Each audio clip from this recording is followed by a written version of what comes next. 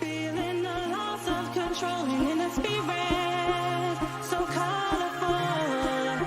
Easy feeling, then let's go home to a place where you belong. Give you strength to carry on. Open your heart, set your mind at ease.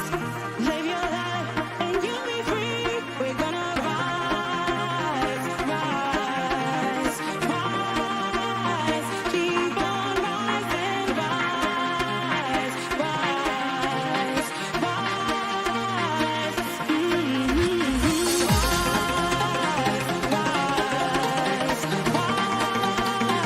Keep on rising, rise,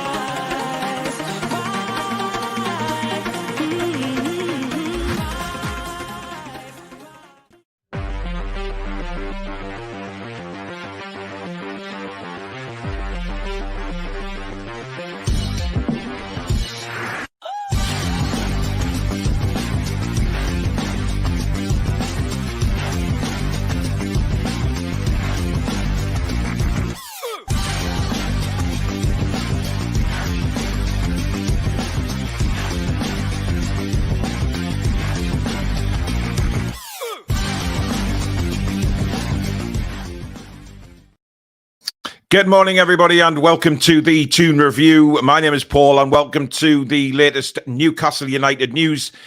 Today, we'll mostly be covering Eddie Howe's press conference, of course.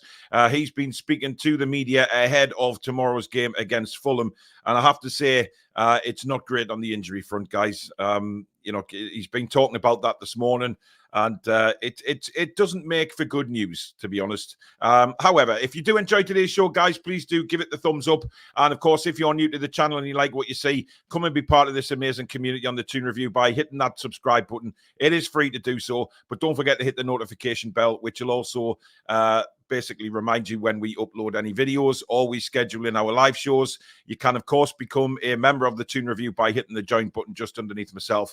And you can donate to the channel if you do so wish this morning by hitting that $sign at the bottom of the live comments. And that will, of course, enable you to have your comment read immediately as well. So yeah, it's not great news on the injury front, I have to say, from what Eddie has had to say. We'll come on to it in a minute. We'll just have a look at some of the comments this morning. Kevin says it feels like the pressure is off a little. No one will have less games. And with players back, I'm expecting a few weeks. Stephen says, so it now looks like the reason Hall, I think he's put a little bit onto that because he did talk about Lewis Hall this morning. And again, not great, it has to be said. Mark the Self, good morning. Good morning to Mark Cooper. Shira, good morning. Carl, morning all from the very uncomfy seat of an exercise bike. Good on you, Andrew. Good on you. Matt Fletcher, good evening to you over in Oz. Johnny Toon for Life says, my God, even more bad news on the injury front. When will this team get some good luck for once? It's so disappointing for everyone involved with NUFC. Good morning, Anna.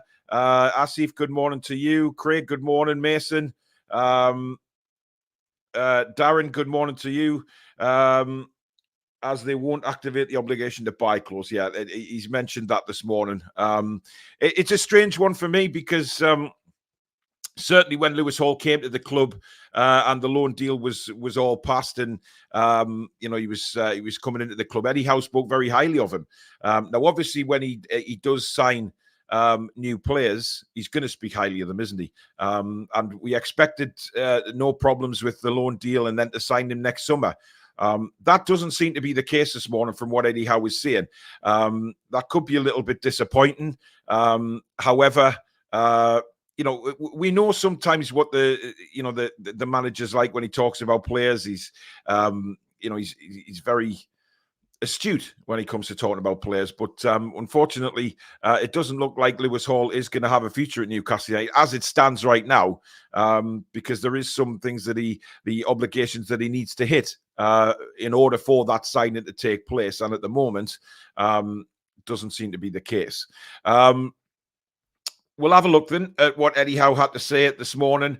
The first thing he said was on moving on from Wednesday night, of course, and we spoke about this yesterday, how the lads will try and bounce back against Fulham tomorrow, against a very informed Fulham side, it has to be said. Let's not forget, they've won their last 2 games by scoring 10 goals, 5 in each game.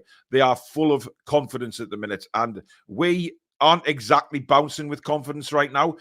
We did play decently well against AC Milan, but of course the result will kick the lads right in the nuts, and that's not what we want. But however, Eddie went on to say, well, that started yesterday on bouncing back. We were back in and faced up to what has happened. We have analysed it, but we have to move on very quickly to Fulham. The mood is good. There is some pain and anguish, but that can't stay around in professional football. The turnaround is so quick, and we now focus on Fulham. So, I mean, yes, there is going to be players hurting in that dressing room. A lot of them, if not all of them. Eddie will be hurting himself, but he does realise that obviously the Premier League, it moves on very, very quickly. And this is what we have to do as a football club, not just the players or the manager. It's us as fans as well. We have to move on from that disappointment in Europe and try and get behind the lads again, regroup as a club, and concentrate on what we've got in front of us. Because as we said yesterday, you know, the second part of this season is going to be huge for us as a football club. Hopefully, in time, we get injuries back. I know that, you know, it's not great on the injury front this morning. However, you know, looking into January, we can, you know, build the squad again, get a couple of new faces through the door, and then move on. Hopefully, we'll get through Chelsea in the quarterfinals of the Carabao. It's going to be a very difficult game given the circumstances we've got at the club at the minute, but it is a winnable game. You know, Chelsea are not playing well at all, and we have a real good opportunity to make the semi-finals again. And who knows after that? You know, we to go back to Wembley again in the Carabao final would be incredible, wouldn't it? And you know, it's something that I think we all loved doing back in February, and we would love that opportunity to go and have a day out once again at Wembley. And you know, fingers crossed we can do the job. So we've got the FA Cup as well. Let's not forget that. You know, huge tie against Sunderland at the Stadium of Light. I mean, that just starts the year off with an absolute rocket bang, doesn't it? It's incredible. So we look forward to that. Get through that, and the world's our oyster. You know, hopefully players coming back from injury early next year, and then we go for it in the league as well. So the season isn't done and dusted yet, and I think a lot of the players will be hurting. The club is hurting because, you know, at one stage we were in the next round of the Champions League, and now, unfortunately, we aren't. It's taken a spiral, and it's not happening. But the players will be hungry to get that again, and so will us as fans. You know, we want that experience again. You know, talking to a lot of people who went away with the Champions League games, what an experience they had. So it's not just the players that get this experience; it's the fans as well. It's the football club as a whole. And that's what we want. We want to be back in Europe. So hopefully it'll happen. But, you know, we are really tied down to horrendous injuries right now. Ken says, if you think back, Paul, I've said since last summer that I didn't think Hall was Eddie's signing, and that info sort of backs that up. Do you know what, Ken? I kind of agree with you. I kind of agree with you. And like I say, I know he spoke very highly of Lewis Hall when he first came in, but he's not going to say anything else, is he? He's going to praise a new signing. But the lack of games that Lewis Hall's had, the way he's been hooked off at half time, it makes you wonder what these, you know, what these stipulations are in his contract as to, you know, make the signing to make the signing obligatory, because we know that, you know, there is clauses in the contract, but Eddie, I don't think, wants to hit them. And that's why Lewis Hall hasn't played really any full games since he's been at the club. Rabbit Non says, one thing that cheers me up is hearing that Everton might be getting another points deduction. They're in the crap. They are in the crap, Everton. There's no doubt about it. Eddie Howe on Team News, he says it's mixed. We are getting a couple of players back, but not in their best physical condition. Then you've got players that are having to keep playing that are picking up things. Kieran Trippier is missing through suspension. We will see how Anthony Gordon is today. So Anthony Gordon's now a doubt. Of course, he came off in the game against Milan. I mean, look, Anthony Gordon has done brilliantly for us this season, but he's been run into the ground because of injuries. He's been run into the ground, and now it's coming back to bite us on the arse again with what's happening to, obviously, Anthony Gordon. Kieran Trippier, we know, is out. He probably would have been injured anyway. He limped out to St James's Park on Wednesday night, and of course now Anthony Gordon. So we are down to the very, very bare bones. We have obviously Dan Burn back. So whether, I mean, he will probably start left back, won't he? And Livramento will start on the right, given the comments about Lewis Hall this morning. It's just such a shame because Anthony Gordon is full of confidence at the minute, and the last thing we wanted from anything like that was Anthony Gordon to be missing. It's so annoying and frustrating. So I can imagine how Eddie Howe feels. He's just absolutely gutted right now. But of course, we do have Chelsea next week in the Carabao Cups. So maybe if Anthony Gordon doesn't make it tomorrow, he plays in midweek, where normally probably wouldn't. But given the size of the squad we've got, I think a lot of players are going to have to step up. Now, on reacting to Wednesday, he said it's going to be a big test of our resilience. I think there will be a negative narrative externally, and we have to override that. Exiting Europe is a disappointment, but it doesn't have to have an effect on us afterwards. That's down to us, and we need to respond. Now, I'm just wondering if there's a sort of a cryptic message in there from Eddie. The way he says, I think there will be a negative narrative externally. So does he mean a negative narrative from the press, from the media, or from the fans? Is he disappointed about some of the fans' reactions to going out in Europe? Is that what he means? And that the players have a duty to go out there and put things right? I believe that the players do have a duty to go out there and do the job. Do I believe we can beat Fulham? Absolutely 100% I do. But you know what? Like I said, Fulham are banging form, and this isn't going to be an easy game for Newcastle United just to roll up at St James's and turn Fulham over. Fulham have picked up tremendous amount of form. They've beaten some decent teams this year, Fulham, and are on the right path. Marco Silva, for me, is a very, very good manager, and I think he's had a hard run, certainly in the Premier League, when he was at Everton, etc. But he's brought Fulham back to the Premier League and kept them there, and he's doing a good job. I think he's doing a really good job at Fulham. And, he will know Newcastle United are stretched to the absolute limits and have got players coming back that aren't fit. Eddie's just said it there. Players are coming back, but they're not in the best physical condition. So that either means that they're still slightly injured or they're not match fit. So there's going to be a huge risk tomorrow again by players going out there and playing with little knocks and bruises and things like that, with a possibility of getting a longer term injury again. So we have to be careful. The club have to be careful. They've got to nurse these players through. Now, whether Isak is a talking point, Miggy's a talking point. Isak, for me, there's something the matter. Either he's not fit or I don't know, or his confidence has been dwindled. But we've got to go out there and just perform. We've got to realize that we're back in the Premier League now. This isn't a European game, and we've got to perform. But what the players have got to do is they've got to get the fans on side straight away. And by that, I mean have a really good start of the game, a positive start of the game, and go for Fulham. Eddie said this morning that he only plays one way, the players only play one way, and that is to attack. What Eddie Howe did say was he mentioned Kevin Keegan and the way Kevin Keegan played his football. And Eddie Howe wants to play that way.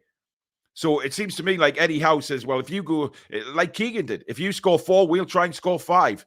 That is the attitude that Eddie Howe has. Now, whether we as fans like that or not, I don't know. Because, yes, the football was fantastic in under Keegan, but we won nothing. You know what I mean? So how far do we take this attitude of, we just attack, we will keep attacking?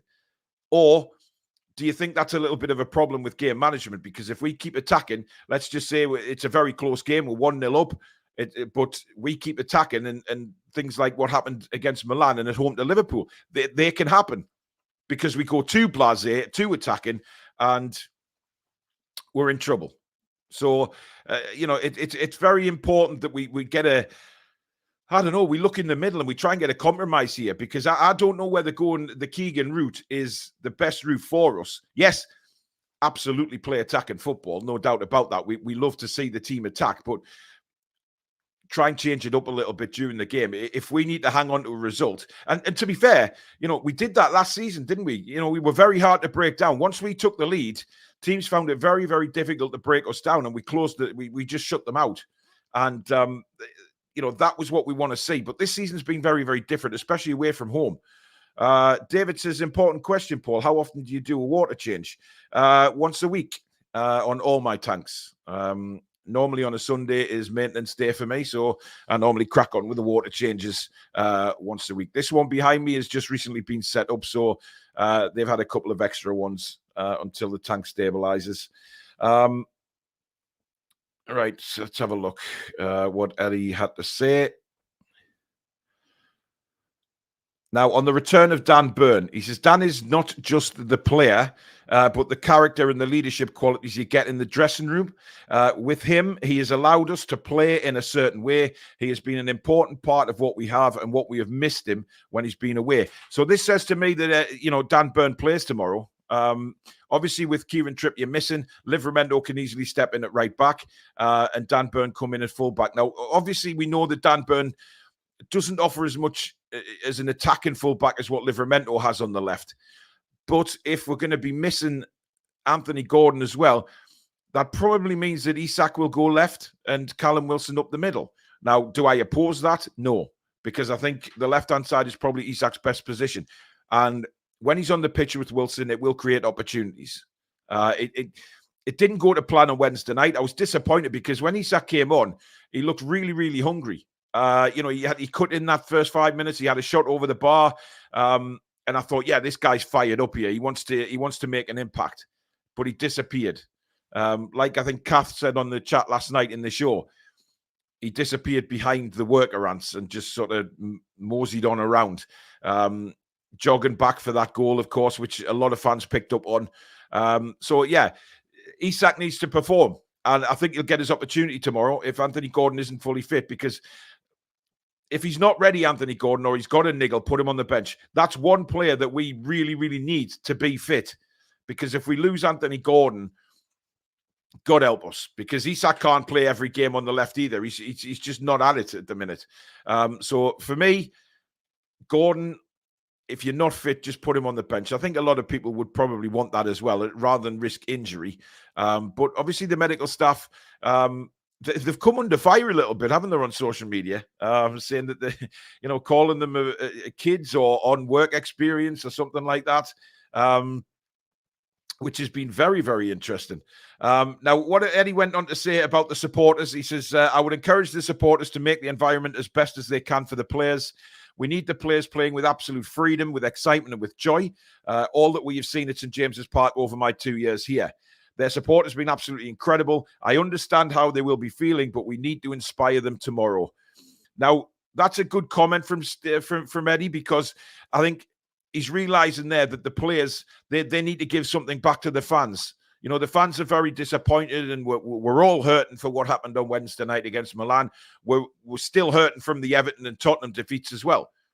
So the players have a duty to the club to put this right and to go out there and perform tomorrow. Now, what I've always said was, if Newcastle go out there tomorrow and play the normal football, they play lovely passing football, and we lose the game for whatever reason, but we've played well and we've given it everything we've got, we can't be too disappointed, especially with the squad size we've got. What will be disappointing is if we see players running around who aren't given 100%. David says here, Isak not tracking back for the AC Milan goal was a disgrace. To be honest, we demand players who work hard. This isn't Man United. He was fresh as well. It was unreal. Fubar Steve says, I'm hoping Karius gets a chance to prove himself this weekend. The jury is out on Dubes. Also, I'm sure Parkinson scored against AC Milan for the under-21s the other night. Maybe bring him in. I think we might see Parkinson on the bench tomorrow. But I did state in the show yesterday, last night as well, that I think Dylan Stevenson is fit again. And he's been back into the youth team as well. So he's a decent striker. But, Eddie's not going to take risks tomorrow, guys. He's just not. He'll go with his tried and tested and who he trusts. We've already seen, I think, over the last few games that Eddie's not the type of manager who will just throw youngsters in and take a risk. He's just not going to do that. And we have to come as fans to terms with that we'll not see that kind of thing for Newcastle United. What we will see is hopefully a response to Wednesday, just to shut the media up. I think that's what Eddie meant in the previous comment there about the external sources. We have to overcome that, and because what he says about the fans there is very positive, and it's good to know, because the players, they know they've got the fans backing. And we will back the team tomorrow. There's no doubt about it. But we have to make sure that St. James's Park doesn't go quiet after 5-10 minutes. And that's why I'm saying the players have a duty as well to make sure that they keep the fans in the game by the way they're playing. Now, goalkeeper is a problem. We really did think Karius was going to come back on Wednesday, didn't we? And play. We did that show on Wednesday morning, and we were all saying, it's Karius's time for redemption in the Champions League, and it unfortunately didn't happen. I personally think Eddie's got it wrong with the goalkeeper.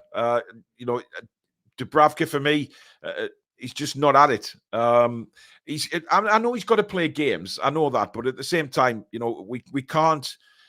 He can't be a passenger, and he's conceded 9 goals in 3 games. When was the last time we conceded 9 goals in 3 games, guys? It's a long time ago. A very long time ago.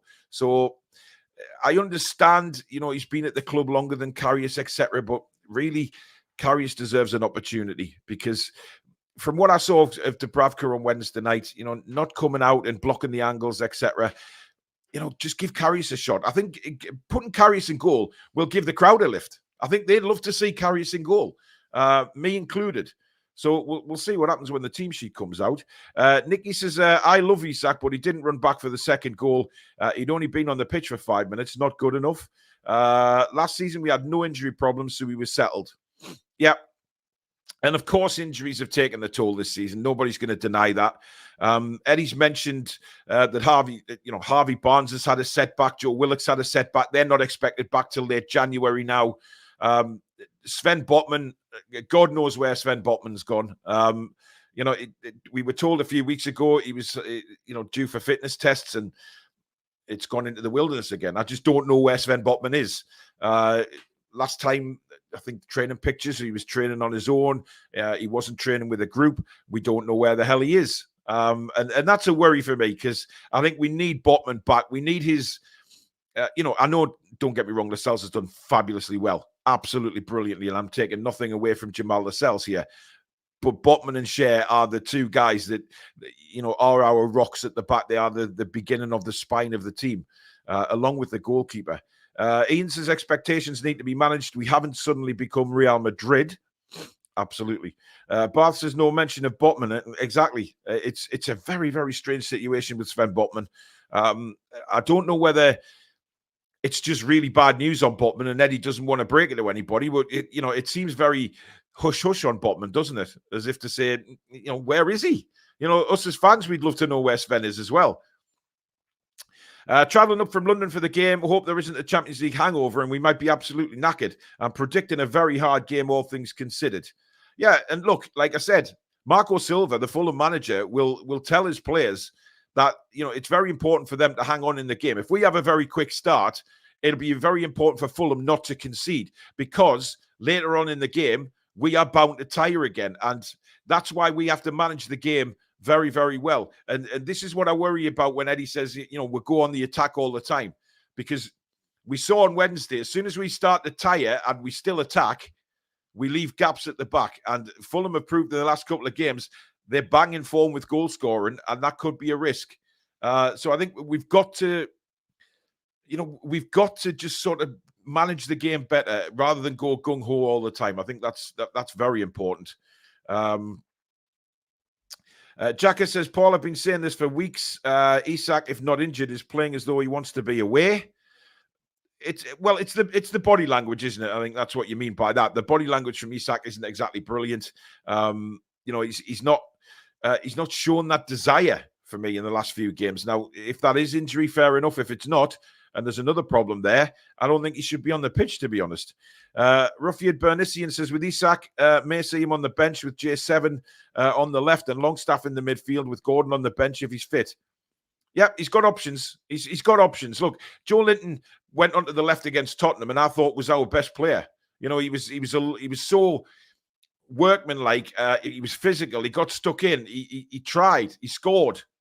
And he scored again on Wednesday. So Joe Linton's confidence will be through the roof at the minute. So if he does play left side, I don't have a worry about that. I really don't. I think he can perform really well, especially when he's got his confidence up, his motivation's up, and the opportunity to score more goals. So he does have an option to do that as well, or put Isak there. But if you ask me now who I'd have on the left-hand side, it would be Joe Linton over Isak, because he's just shown a lot more at the minute than what Isak is.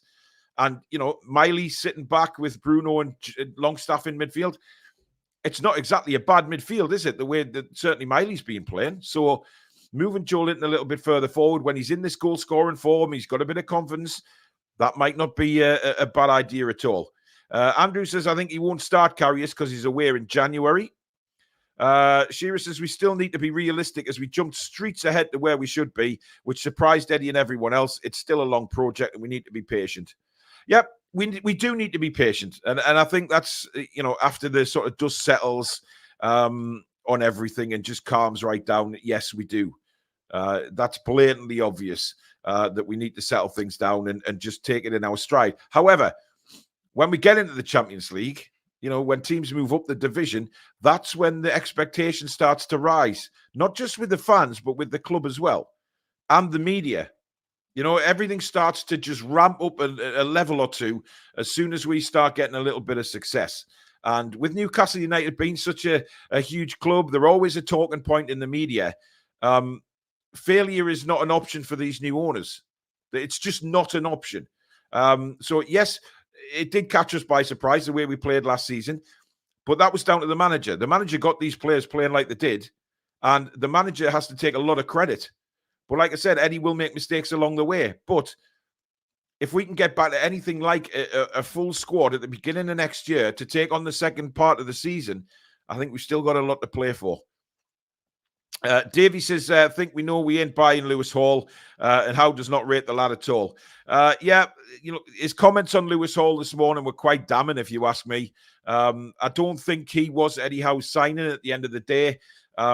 Still saying that, he puts in that he said Lewis Hall is a good player, but before that, saying about the obligations he needs to hit before we have to buy him. I think he's holding back. I think he's holding back on Lewis Hall because I think it involves a certain amount of minutes or games played, etc., for that to be activated, and the fact that we have to buy him. I don't think he's Eddie Howe's type of player. You look at his game time this season; he's been yanked off half-time a couple of times. He hasn't come on as sub when we've been down to the bare bones of the squad, and you have to ask why. And we did ask why. We've asked that for weeks now. What is the problem, or what's going on with Lewis Hall? And I think Eddie's just put us all right with that this morning. Finally, somebody asked him a question about it, and he answered. And he answered in a very honest way, to be honest. So credit to Eddie Howe. He didn't back off answering the question. A lot of people thought he might. If he was asked about Lewis Hall, a lot of people thought, yeah, he might just back off or he might give an excuse, but he hasn't. And I'm delighted with that because that just proves that, he's not hiding everything, is he? Dixie says, Paul, we need the flags flying, not only at the start of the match, fly them on goals and the beginning of the second half. Absolutely. We need to be right behind them from the word go. And look, Newcastle fans are amazing, aren't we? We are. We're an incredible bunch of people. We're very passionate. We're very over the top at times. A lot of us need brought back down to earth after a win or after a defeat, but we wouldn't have it any other way. Newcastle United is in our blood, right? It's always been in our blood. We are a passionate bunch and we just love the club. And, sometimes things might get out of hand with people's opinions on certain things, and we don't all agree on certain things, but you know what it is? We all love the club and we all want to see the club winning something. And I think that's the one thing that we all want. We want to see Newcastle lift a trophy. It's been too long and it needs putting right. It's been too long. But like I said, the second half of this current season, we've got a big opportunity to do something. Steve says, morning, Paul from Cairo. Was a bit surprised with Isak. What's wrong with him? Is he carrying an injury or just lazy and not motivated? I don't know. I'm not going to say either, to be honest. I think I'm on the fence with it. I think he's got to do more. I think he's got to do a lot more. But we know he's got that in his locker. That's the thing. We've seen Isak at his very best, and he's untouchable.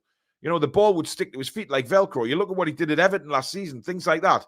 This guy can play, but he's not doing it right now. And the question, and rightly so, Steve, has to be asked from the fans, why? What is wrong? When Eddie talks about it in his press conference this morning, does he mean that, is that what he's talking about with Isak? The players are coming back, but they're not coming back in the best physical condition. But you look at Isak, he's been back a while now, and he's played plenty of games to get himself up to match fitness. So I honestly can't answer it. I don't know. His body language doesn't look right. It just doesn't. Stephen says, Miggy upgrade needed next summer, but personally I'd recall Minte in January. He can't offer less in the final third. Miggy may run around like Forrest Gump, but it's not track and field. I've said enough on Miggy. I'm not going to sort of keep going on about, Almiron or anything like that. If Miggy plays tomorrow, I hope he scores. I genuinely hope he scores. I hope he has a blinding game, like I do for all of the lads on the pitch. My opinions aren't going to change, though. Minte is an interesting one because he's doing it not just in Eredivisie, he's doing it in Europe as well. Scored again last night. This guy is a talent, a real talent, a bigger talent than Kuol, if you ask me. Garang Kuol's gone off the radar a little bit. It hasn't been the best time for him since he come over to this country, and he's been out on loan a couple of times. But Minte looks an absolute gem of a player. Now, whether we bring him back in January, I don't know. I don't know what the stipulations of the loan are, whether, they'll want to hang on to him for the full season as it was predicted, or as it was agreed, at the start of the season. We didn't know the injury situation would be this bad at Newcastle United, but certainly the right side needs addressing. Craig says, I think this season is a write-off. Try to win a cup and get everyone fit for next season. Ian thinks that Isak is carrying an injury. Niall says, I don't know what our medical department are at with regards to Botman and Barnes. They seem to be holding out on both for surgery, hoping that they recover. Well, Botman won. All we were told was last time we had a real update on him was that he was back training, but if he did have any kind of reoccurrence of the injury, he would have to have surgery. We've heard nothing since. Absolutely nada. So I don't know. And look, there's no doubt about it that the medical department have got the work cut out for them at Newcastle United at the moment, but so have a lot of teams in the Premier League. Now, whether that's down to too many games or what, I don't know. I'm not subscribing to this overtraining crap. These players are elite athletes. They're paid fortunes, and the physio side of it, the diet side of it. I don't subscribe to the overtraining. But there is something that needs looked at for all the injuries. Ian says, are people really saying Isak doesn't care? So which club would buy Isak if he doesn't care? I don't think they are, Ian. I think what we're saying is we just can't understand his body language right now. Wednesday night was a perfect example. He came on, he looked really fired up. He had that shot, but then the rest of the time he's on the pitch, he was just, loping around. Just laziness. And you've got to ask why that is. If it's an injury, fair enough. If it's something else, then, this is what we have to ask questions about. We see these players on the pitch. We see the body language, and questions have to be asked. But no, I don't think people are saying he doesn't care. I think, when he scores goals, you can see the passion in his face. He does care. But whether it's frustration because he's not banging form or things aren't going right for him on the pitch. But like I said before, we know this guy has class. We know he does. And we just have to hopefully see that in the next few games. Kevin says, I'd love to see Big Joe on the left. He played there a lot last year and worked brilliantly. Ian said, Isak has a higher goal-to-minute ratio than Haaland over the last 1 year. People need to calm down. Ian, it's not about calming down. It's just how he's played. I know what his goal-scoring record is. And, there's no doubt it's fantastic. But the last 4 or 5 games, he hasn't looked himself. And I don't think anyone can say he has. Notice, has there been any update on Anderson? He's been gone a while. Nothing at all on Elliot Anderson. But his injury was quite bad, wasn't it? So I'm not sure that we'll hear about him in the next few weeks. David says, it's great that Arsenal fans are so rattled on Facebook, etc. at the moment. We are in the minds 24/7. Embarrassing shows they are scared of us. We will get stronger with each season. It's not just Arsenal fans, though, is it? I mean, it's fans around the country are scared of what Newcastle United can do. you know, the abuse that we all as fans take on social media after Newcastle United lose a game is ludicrous. I've never seen anything like it. People coming in the comments of our videos on this channel and just having an absolute laugh at us, or saying some really horrible things, to be honest. I mean, some of the comments are disgusting. And why you would want to go jump on another fan channel when you don't even support Newcastle and come out with that kind of crap. You know, we've got some very good subscribers to this channel who don't support Newcastle. You know, King Hoddle, our resident Hammer. You know, we've got some great people here. But the hatred is unreal sometimes. Michael says Isak is like a Rolls Royce. He can't be fully fit. Well, you know, time's going to tell on it. You know, time will tell on it. But like I say, we know he's got so much quality, and it's just frustrating we're not seeing it at the moment. AI says, thank you all for just being in this group. Carrius, Kraft, Lascelles, Shah, Dummett, Livermento, Miley, Gameres, Joe Linton, Almiron, and Wilson. Interesting side, that. Dummett at left back by the looks of things. Dummett over Burn at left back? I'm not so sure. I'm not so sure Dummett can play a left back anymore. Certainly centre back, but not left back. It's nuts to think Isak doesn't care, man. You see how vexed he got losing on guess who? He's not lazy. Craig says, I've been a supporter in Australia since 1980 and married a Geordie lass. There you go. Bath just wants to see us win something in the Premier League. Winning the Premier League will be a dream, wouldn't it? I mean, look, we talk about winning a trophy, and I think the real, the real goal is the Premier League. Let's be honest, the first real goal. I think to win one of the cups would be fantastic, but I think the main goal is, certainly from the owner's point of view, is to win the league and really be an assertive force in European football. They want that club right up there, but it is going to take time, undoubtedly. When will the club invite people like you along to press conferences, Paul, instead of oafs like Lee Ryder who don't ask the important questions? I don't know. I mean, look, as for us as a channel, we have never been contacted by Newcastle United once. Now, I have my feelings why, because I just think that sometimes we can be, very passionate and very honest, and like I said on the show last night, we're not here to bullcrap anyone. We will say what we see. We're not going to blow smoke up people's arses just for the hell of it, or just to try and get an invite to Newcastle United.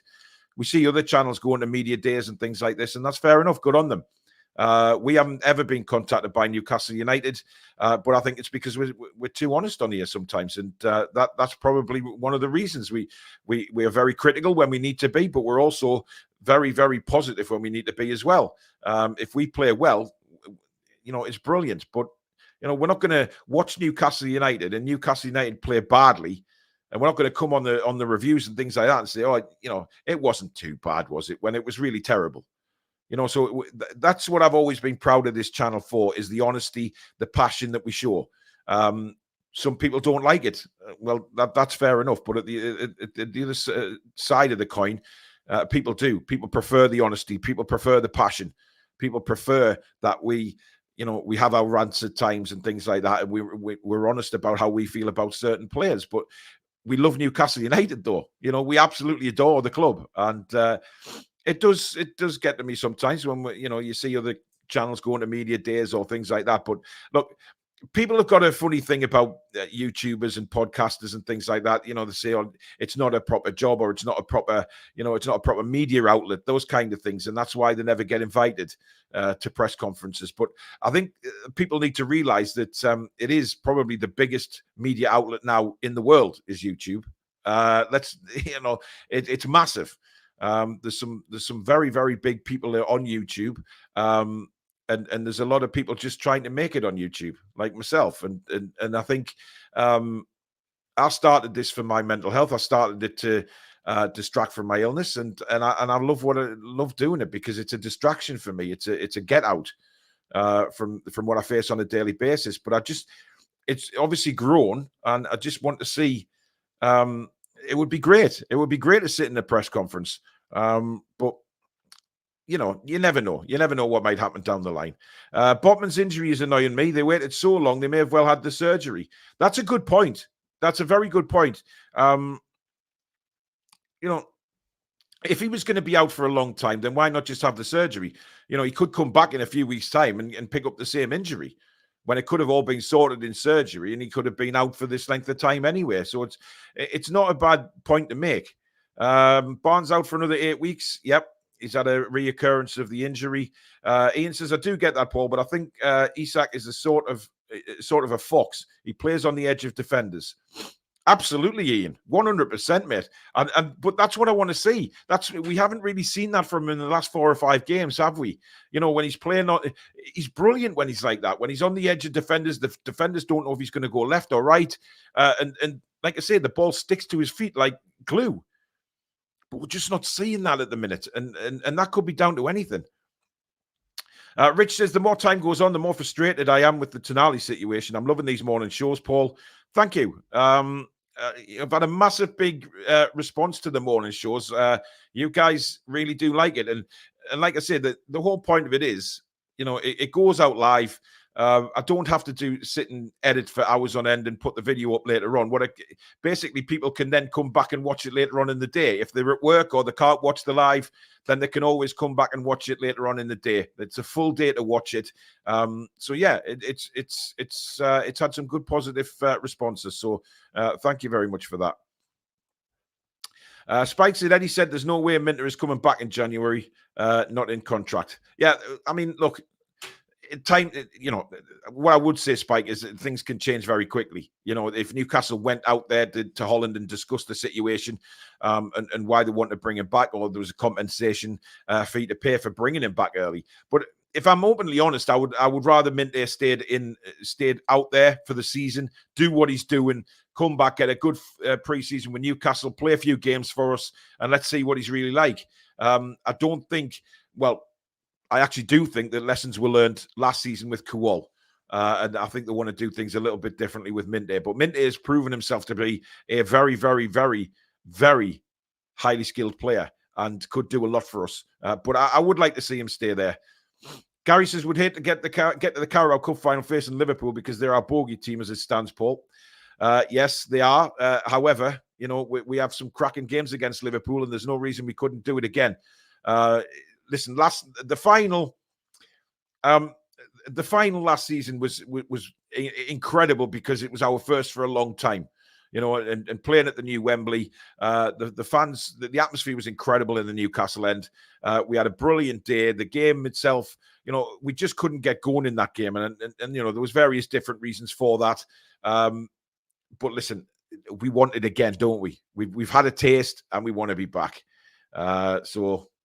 Hopefully we will. Niall says, I reckon Eddie has that whole money earmarked for another player.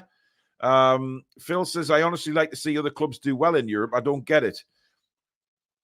Yeah, look, as a football fan, when you're seeing, English teams play in Europe, no matter what you think of them, you always want them to do well, in my opinion. I think, it only helps English football. If you look at the situation now, we could have had an extra spot of 5th place going into the Champions League. And because of us and Manchester United going out at the group stage, that's lowered it down again. And that's why we have to really consider, thinking with our heads rather than our hearts sometimes, and thinking, right, let's hope that the English clubs do well. I want to see West Ham do well in Europe. I want to see Aston Villa. Different teams in Europe. That's the difference. You'll get your usuals, your Liverpools, your Man Cities, etc. But seeing different teams like Villa, Brighton, West Ham, doing well in Europe, I think it's great for English football, and it can only benefit the Premier League at the end of the day. Rashi 10, why are you actually watching? Unbelievable. Ian says the Saudis aren't here for number 2. You can't argue with 760 billion, as Klopp said. They won't settle for number 2. No, absolutely not. Rabbit Nonsense still in the Carabao Cup, FA Cup and Premier League. It's not impossible to catch up. Season is not a write-off yet. Absolutely. Absolutely. I keep saying that, but then all of a sudden I'm getting told that, this channel is extremely negative. And that hurts at times because, it's called honesty and passion. It's not negativity. It's honesty and passion. And people can't differentiate between the two. But I've said on a million times since we went out on Wednesday night how we've still got a lot to look forward to this season. If we can get the players back to full fitness, we get a couple of additions in January. You know, the second part of the season can be a brilliant season for us. You know, I'm not writing anything off yet. Paul, the other get invited because they follow the women. That's how it started. Well, we wanted to do that. You know, but it's getting the time. You know, we don't have as many people. You know, there's three of us as hosts, and then we've got obviously the mod squad, etc. But we don't have the utilities to go out and film the girls and things like that as well. You know, I've got a family, and obviously my illness.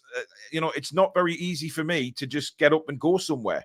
I have to plan it, and I have to make sure that there's people around me who, if something happens to me, you know, that's why it's you know, a risk going with the season ticket at the minute as well. I have to think of myself first and my family, and they will always come first.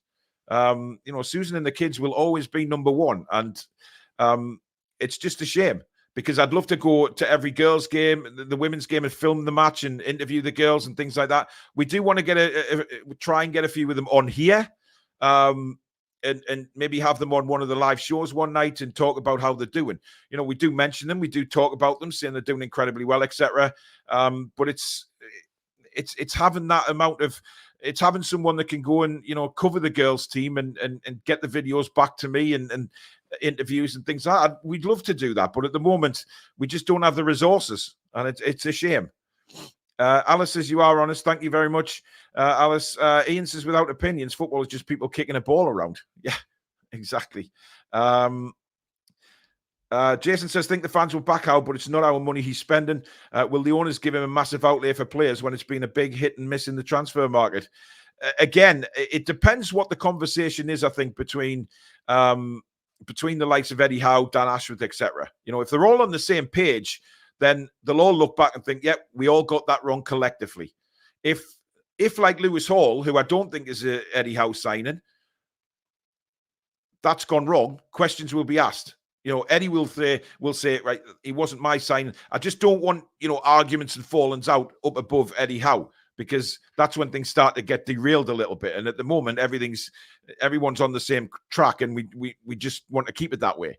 But it's important. It's important that the communication is there. And I think it is, to be fair. Howe has already admitted that Isak's not recovered from the groin issue. That's my point, though, Andy. You know, he's not recovered, and it's a groin issue. So he keeps on playing him. And if it's a groin issue, then that groin issue could tear altogether, and he's out for the rest of the season. That's my worry with playing somebody like Isak if he's got a groin injury.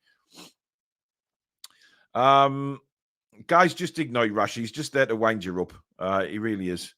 Fuggy Crack says, I've always thought Isak was disconnected from the squad in some way. I hope I'm wrong. It's just body language. That's what it is. And I think Isak's always had this body language since he signed. Personally, I was worried about it at first, but I'm not now. But I am bothered about the body language on the pitch. Not off the pitch, but on the pitch. He just hasn't looked right. And if he is nursing a groin injury, it's going to be painful. It's going to niggle him all the time. Grumpy Old Fart says, sorry for missing the start. I'm now on catch-up, but keep up the great work, Paul. And this channel is one of the best Toon channels around, if not the best. How are you, lads? Thank you very much. Irani Granny says, the Premier League stipulates who has to be invited to press conferences. They have long-standing deals with Dinosaur Media. Yeah, and that's what it is. It's Dinosaur Media now. I think the whole Premier League, etc., is the whole Premier League needs to get, I don't know what the word is I'm looking for here, kind of up to date with the times. You know, it's not just about newspapers anymore. Online media is probably bigger than anything now, and the likes of YouTube, whether you think podcasters talk crap or whatever, it doesn't matter. You know, we're all here to have our say. We're all fans at the end of the day. And I think they have to move on with the times. But we know that the Premier League is stuck in dinosaur times. Ian says, Paul screaming, why aren't you playing Hall? I'd pay to see that. Do you know what it is, though, Ian? I think I'd be quite diplomatic in a press conference. I'd ask the questions that people want me to ask. You know, I wouldn't ask a question that was just part of the agenda. I'd want to know, if I wanted answers, I'd ask the questions. I might not get the answers I want to hear, but I'd ask them in a diplomatic way, in a friendly way. I wouldn't just go, "Oh, Eddie, you're not playing Lewis Hall. What's the crack with that?"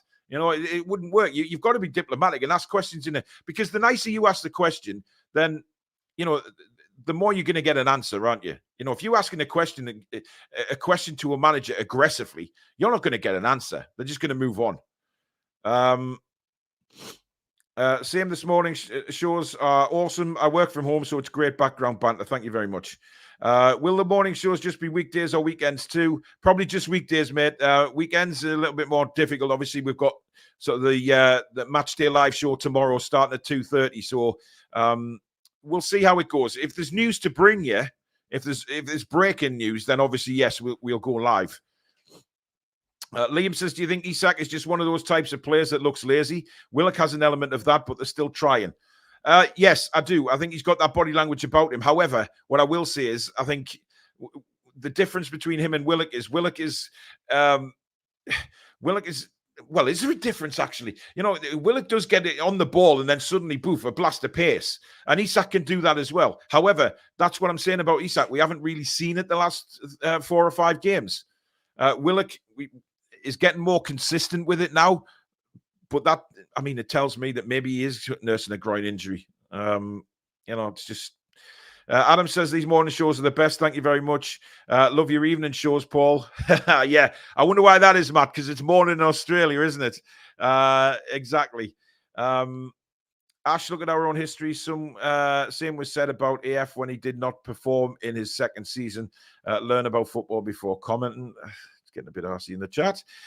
David says, I know we're ahead of schedule, but if injuries continue and we don't make a European place, Bruno may want away in the summer. And at that point, it can be argued we're behind schedule. I think that I was very annoyed and pissed off with Luke Edwards the other night. Just before the game, he releases a report saying, Newcastle are going to struggle to hang on to Bruno. We already know that as fans. If we don't maintain near the top of the league or win anything, Bruno's going to be away. Of course, he wants to win something. We're not stupid, which is why, going out of Europe is a little bit disappointing, but we're not stupid. But it was just a shocking time to bring a report like that out. It really was. Julie J says, I'm here and I'm not here this morning. It's difficult, isn't it, hiding from your boss? Ollie says, Paul, do you think we would be better suited to get Europa League instead of Champions League? Listen, I'll be happy with anything. I honestly will. This season, the way it's gone with the injuries and the away form, I would absolutely love it if we still made Europe. If we get Champions League, then we've had a blast of a second half to the season. But I'd settle for Europa League as it stands right now. Courtney says Harvey Barnes back this week. He isn't. He's out for another 8 weeks at least. Eddie's confirmed that this morning. This and that says the reason most people watch is because you're open and honest. Great show. You're a pro. Thank you very much. Craig says, I know, Paul, the other are young and mostly single. I understand your situation. Thank you. The commitments, if you haven't got commitments, you're able to go and do other things. I'd love to be at St. James's Park every day doing live shows. That would be great. Bringing the shows from St. James's Park and things like that. But I can't at the minute go live from Shearer's Bar and things like that. There are plans in the future if we get bigger, of course. But like I say, my family means everything to me. And they will come first in every decision that is made on the channel. Strangely, Lewis Hall was touted as the next English left winger. Look, we said that on the channel. We said that many, many times that, when we watched him, it was last season for Chelsea. He was outstanding. But yeah, it doesn't look like it's going to happen for him, unfortunately, which is a shame because, of course, his dad's, his dad's a Newcastle fan. Mad Max says too much swearing to be diplomatic, laughing emojis. That's all part of the passion, isn't it? If people don't like it, then obviously, if I was on TV or something like that, or interviewing Eddie Howe in a press conference, then you curb the language. But when you're on your own channel and you're passionately watching Newcastle United, sod it. Rich says YouTube is where the real news is. Newspapers and Sky Sports are such is for the sheep that wear blinkers. That goes beyond football. Yes. Paul, how are you going to phrase your diplomatic question about Miggy? Easy. Just look at a few more comments before we finish. Liam says, whether you like or agree with Paul, Billy, or Alex, one thing is for sure, at least they're not Rory Jenkins. There's a lot of silly people on social media. It doesn't matter where you are, Paul. You're a class presenter. You could be presenting from your toilet. It would be class. I don't think a lot of people would like that, though, Rich, to be fair. If I was sitting on the bog filming. Oh, where are you filming from? Well, I'm just curling out a blind eel while I go live. I think that would put a lot of people off. Definitely not. Kevin says here, sometimes transfers don't work out. Hall looks like one of them. Nothing to be too concerned about. The recruitment so far has been superb. I don't think I could argue with that. Mad Max says, I love the swearing and the rants at the mourners. One of my favorite parts of the show. Barbara loves the morning shows as well. Thank you very much. I hope you're okay out there, Barbara in Ireland this morning. Can't wait to see what the squad will look like after 4 or 5 windows. Teams are getting scared. Yeah, this was mentioned last night, Paul, about the squad and where we will be in 4 to 5 transfers. It's going to be huge, massive.